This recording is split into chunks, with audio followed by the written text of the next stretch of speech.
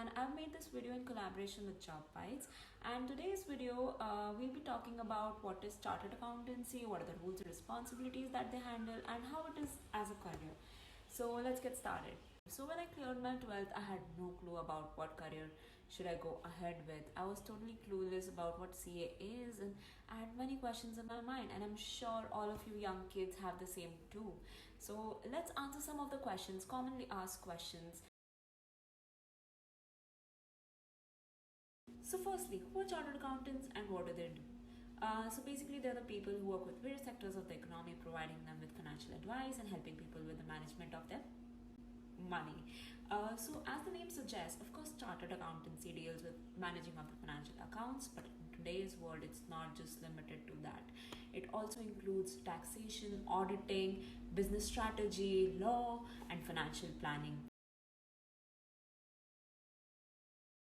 There are two ways in which you can enter the course. The first one being CA Foundation. This is the option for those who want to pursue the career after their 12th standard, who give their exam right after their 12th. And the second one being direct entry scheme. Well, this is the option for those who have completed their graduation and then want to pursue this career. Well, there's a catch in direct entry scheme. One has to had at least scored 55% if they were from commerce background during the graduation, or at least 60% if they were non-commerce background during their graduation. So yeah.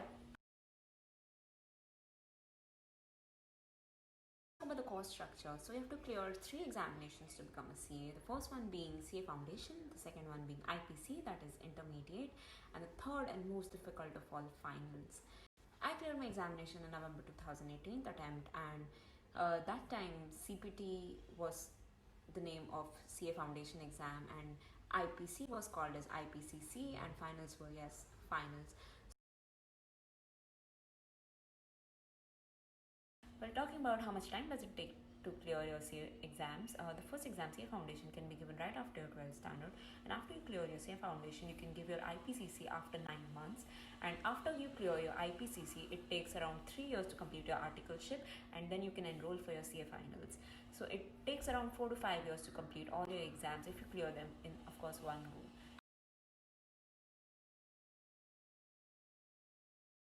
Well, many people think that it's very difficult to clear CA examinations, and many people give up before even enrolling for the exams.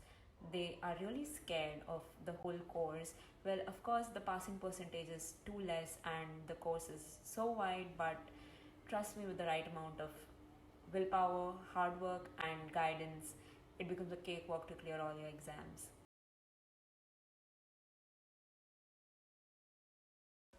Is coaching necessary to become a CA?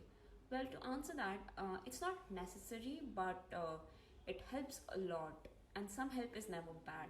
It helps you in a way that it gives you a direction on what to study, how much to study. It also saves a lot of your time.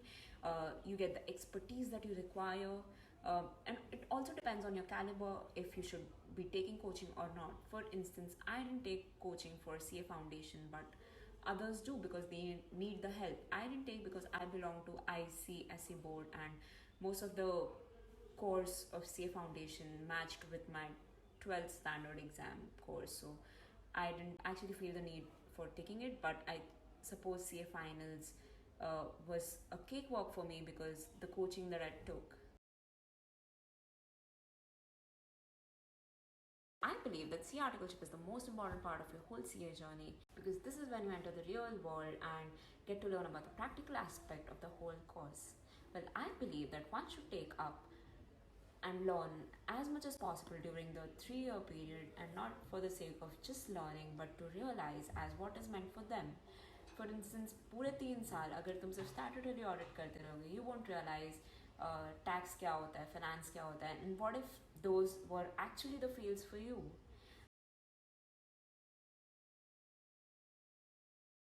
Like numerous opportunities available to us after becoming a CA.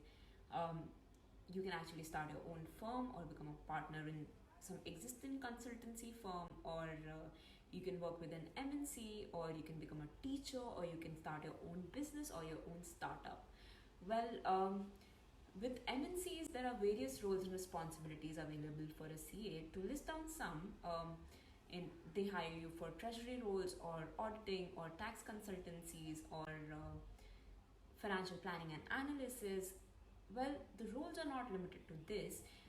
These days, even the management consultancies and investment banks hire CAs because they know for a fact that CAs are competent enough to do the job right.